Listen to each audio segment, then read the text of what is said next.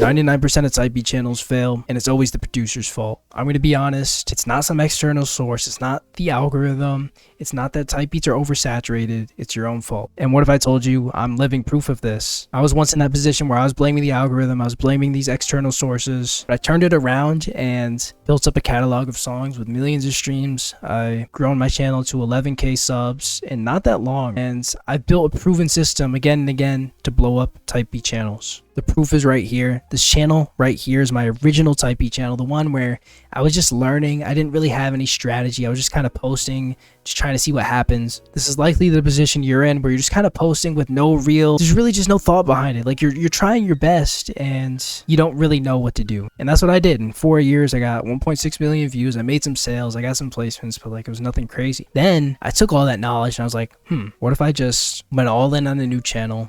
And I did for only a month and a half. And in that month and a half, I got 450 subs, 100k views, and I got up to the same amount of money per month in 2 months that I did in 4 years on my original channel. And that was when the light bulb just lit up over my head. I was like, holy shit, I think I actually figured it out. So again, I started a new channel, and I put this screenshot here specifically because it's when the channel hit the same amount of views as my original channel. Only took 4 months. So I made the same progress, which took me 4 years in just 4 months. And now this channel's at 4 million views or something like that. I don't even know. It goes to show that can't be luck. It can't be luck that I made growth that much faster and every single time. What did I do differently though? Why did it work for me when I see a lot of people, maybe even yourself, who are on their 5th channel and it's they're still not blowing up? If you just keep making channels, it's not gonna magically work one day. You gotta have an actual system in place and actually have a different strategy behind it. If you do the same thing 100 times, it's insanity. It's the definition. So don't expect a different result. But there's 3 steps to going viral as a type beat producer, and the last step is the most important, so definitely stay tuned for that. Step 1 is going to be niche selection. Your niche probably sucks. I'm going to be honest. I get a lot of people in the Discord who ask me about niches.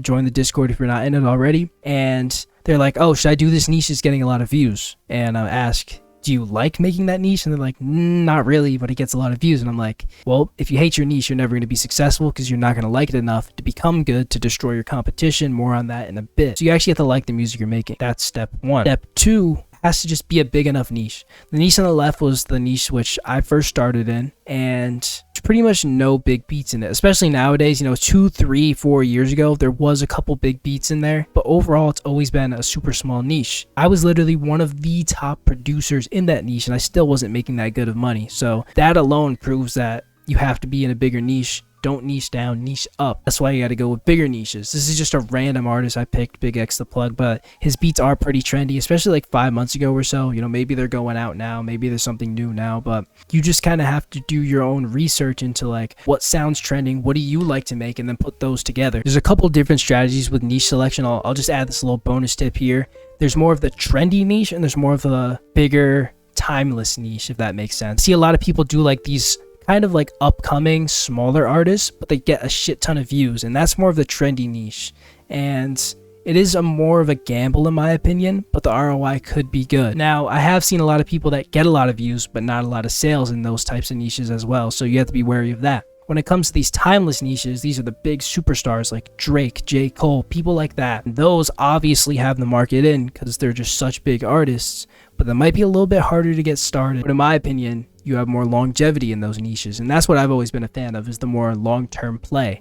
Personally, I chose A$AP Rocky, then I went to Tyler, the Creator, both massive artists. That brings me into step 2, which is to just destroy your competition. You gotta be honest, this is a competitive game, and there's a few steps to this. You gotta put your ego down and realize that maybe you're not the best in your niche. We can often have an ego when it comes to our beats, because it's we made this, we're proud of it, we want to show everyone, and the beat's probably good, but it has to be really good. And I'll be honest, I've been getting beat recently. 8 months ago or so, I literally had 3 to 5 beats of mine were the top results on Tyler, the Creator type beat. Now it's only 2 beats, and they're both pretty old beats. So I've been getting beat recently, and I'm being honest. I'll listen to some of the other guys. I'll listen to this guy's beat right here. He's trending, and I'm like, these guys are kind of better than me. I'm gonna be honest. So you have to study your competition, learn from them, see what's trending, see what's big in the market, and just do it better. Have your own twist on it. when I was really like blowing up in Tyler the Creator type beats, I genuinely think I was doing it the best. And the market has changed a little bit since Chromacopia's dropped. I think people are going for a little bit more of a different sound now, and I have to adapt to that as a producer. Obviously, I'm going to continue to do a little bit of both, but I've seen my competition, I see what's doing well, and now I'm going to adapt and do it better than everybody else in my niche. Step 3 is intent, and this is the most important step in my opinion, and it's not going to make sense to a lot of people, but if you get it, you get it, and I really do hope you get it. So I heard somebody make this analogy, and I forget who it was, but maybe I'll credit them if I can find it. And they said, if just showing up every day made you better, then why isn't everybody good at driving? If showing up every day to something made you better and people drive every single day of their lives, there would be no car crashes. And that right there proves that you don't just show up to get better. You have to put actual intention behind it. So I see a lot of people mindlessly make their beats and expect to get better and expect to make something crazy, but that's not the case. Like we said with the drivers, if they just drive every day, they're not going to get better. You have to actually put some real intent and thought behind it. So every time I cook up now, I'm studying the competition, I'm listening, and I'm like, damn, these people have better mixes than me. So next time I cook up, I'm going to put a lot of intention behind the mix. I'm not just going to aimlessly cook up, mindlessly cook up, and just kind of like get it done. I'm going to really spend so much time in the mix. I'm just going to be like my main focus for that beat. I'm going to make sure it comes out perfect, and that's how you get better. Now, it can be very difficult to know, like, what do you need to improve on? Because it's hard to give yourself an honest feedback sometimes, and that's where my offer comes in. I have 2 options for you. One, you can join the free Discord, get some feedback in there, collab with the boys, collab with everybody, have a good time. I recommend everybody to join that. My second offer is my program. So I have the PFL course, the Producer Fast Lane course, which is the quickest way to get started as a producer and start making your first sale. And I put together an entire course, which these are like all the modules, which it just goes into so many different topics. As a bonus for everybody who signs up, you're getting a free consultation with me that I could have sold for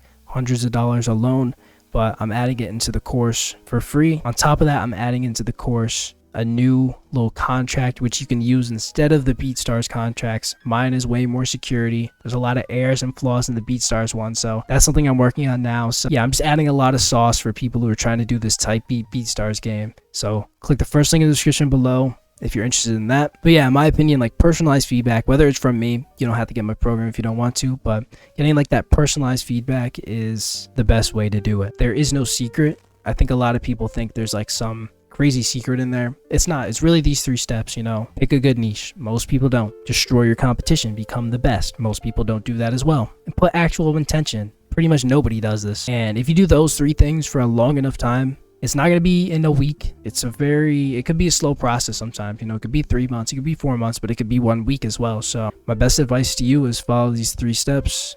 Do it for a very long time and you will be successful.